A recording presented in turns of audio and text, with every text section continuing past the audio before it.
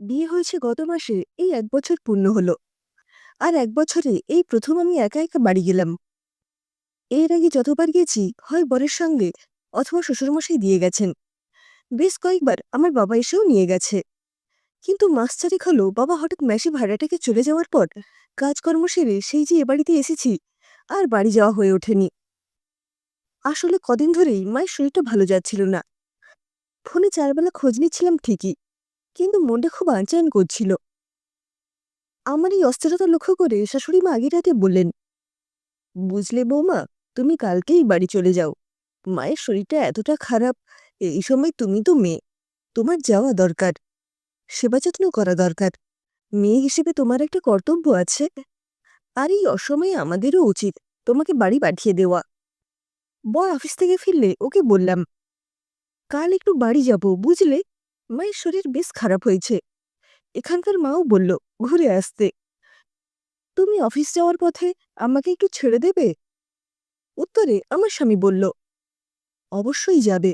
আর শুধু দেখতে গিয়ে তো লাভ নেই, কদিন থেকে আসার মতো প্রিপারেশন নিয়েই যাও। একেবারে মাকে সুস্থ করে তবে ফিরবে। এবারে চিন্তা করো না। তুমি তাহলে অফিস যাওয়ার সময় আমাকে নামিয়ে দিও কিন্তু।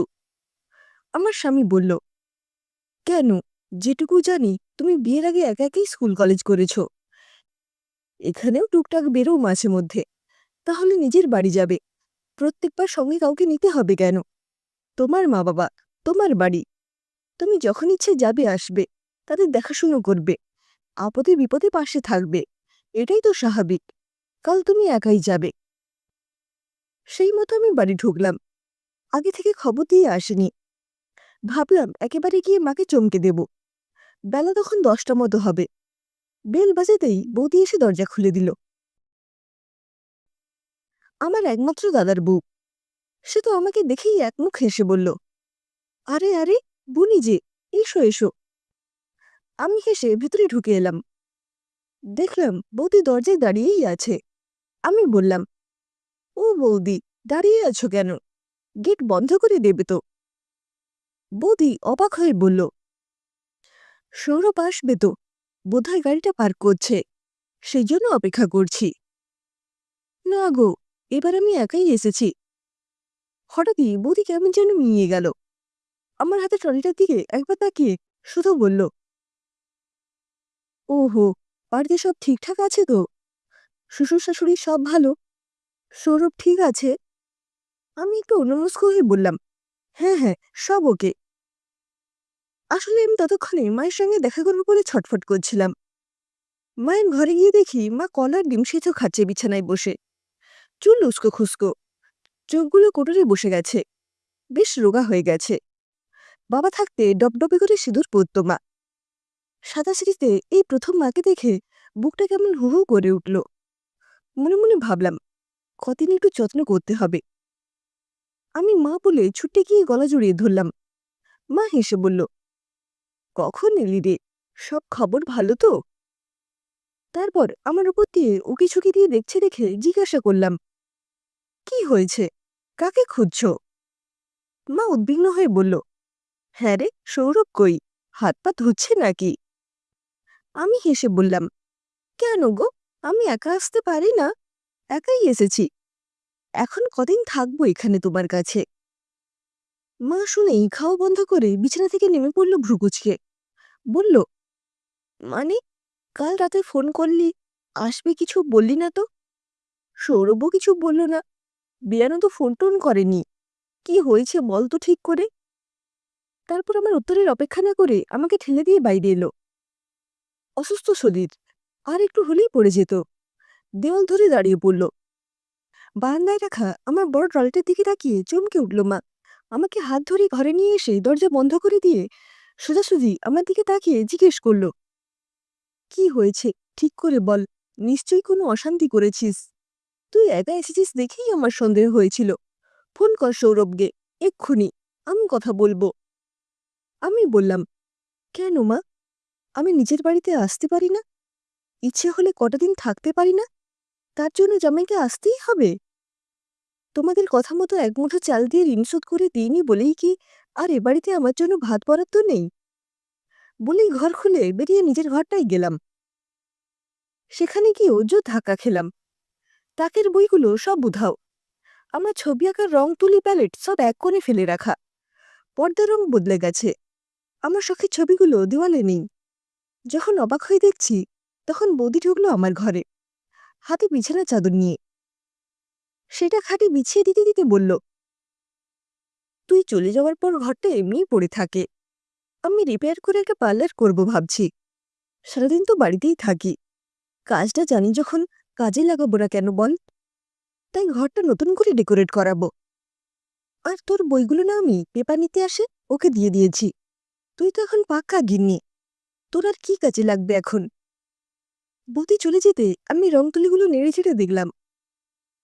হাতে তৈরি পেনদানিটা ঝেড়ে ঝুড়ে বের করলাম। দেয়ালগুলোতেও হাত বোলালাম। বোলপুর থেকে কেনা উইং বেলটায় টুংটাং করলাম। বাঁশিটায় ফু দিলাম। পর্দাগুলো উড়ে উড়ে এসে যেন বলছে, এ বাড়িতে আর কিছুই আমার নেই, আমার জন্য নেই। শুধু অতিথির মতো যাওয়া আসা ছাড়া অবশিষ্ট আর কিছুই পড়ে নেই। দুদিনের বেশি থাকলে এ বাড়ির লোকজন বেচার হবে, দুশ্চিন্তা করবে। কি হলো, কেন এলো, কেন থাকছে, কতদিন থাকবে, এই সব ভাবতে ভাবতেই বরমশাইয়ের ফোন। আমি বললাম, কালকেই আমি বাড়ি চলে যাব, মা এখন বেশ ভালোই আছে। সে বলল, গেছো যখন দুদিন থেকেই এসো না, মনটা ভালো লাগবে, আমি গিয়ে নিয়ে আসবো ক্ষণ। কিন্তু আমি পরদিন সকালেই তৈরি হয়ে বেরিয়ে পড়লাম। আসার সময় মাকে বলে এলাম, ও বাড়ি যাচ্ছি মা, এই বাড়িতে কালে ভদ্রে আসাই ভালো, তাতে জামাই আদর পাওয়া যায়।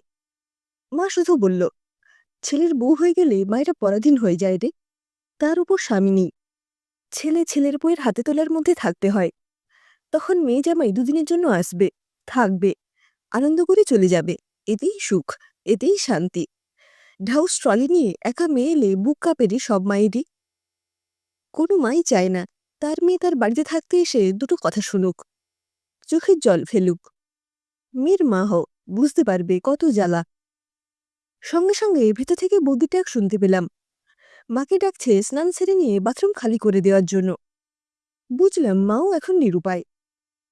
রাতে খেতে বসে যথারীতি সবাই গল্পগুজব করছে। স্বাভাবিকভাবেই আমি মনমরা, কাজ করতে হয় করে যাচ্ছি। এমন সময় শ্বশুরমশাই বলে উঠলেন, মাটনটা কে রান্না করেছে আজ, ভালো হয়নি। এমনি কষ্ট হচ্ছিল। সরাসরি ভালো হয়নি শুনে আমার কান্না পেয়ে গেল। আমার চোখের কোণে জল লক্ষ্য করেই শ্বশুরমশাই আমাকে ডেকে মাথায় হাত বুলিয়ে বললেন, মন খারাপ কেন মা লক্ষ্মীর? ভালো হয়নি মানে কি সবসময় খারাপ হয়েছে বোঝায়?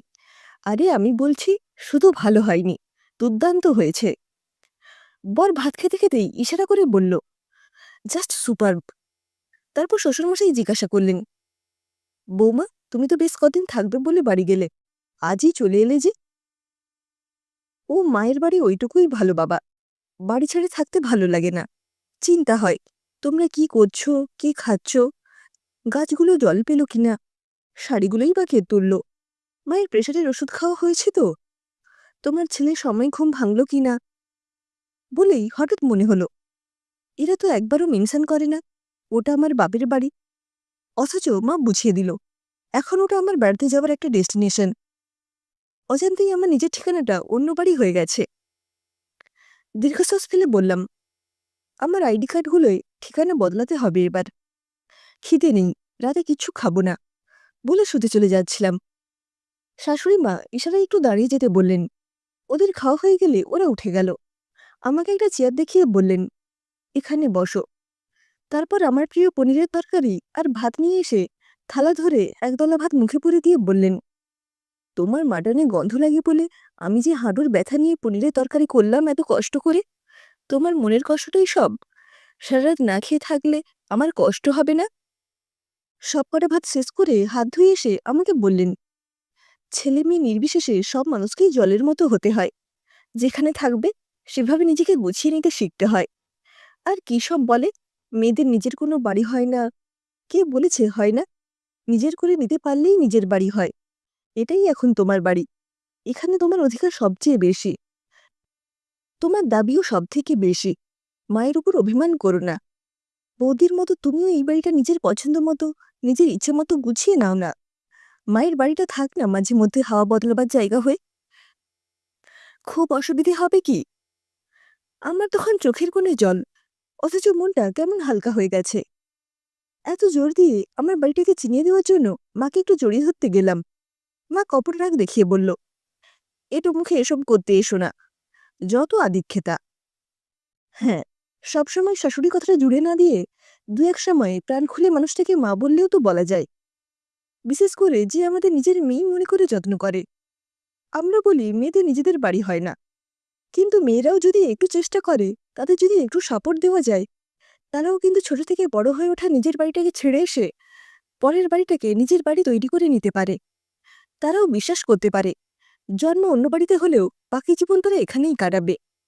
কারণ মুদ্রার এ পিঠটা সত্যি হলেও ও পিঠটাও তো মিথ্যে নয়। যদি গুণবান শ্বশুরবাড়ি থাকে তার সনে, তবে সংসার সুখের হয় সে রমণীর গুণে।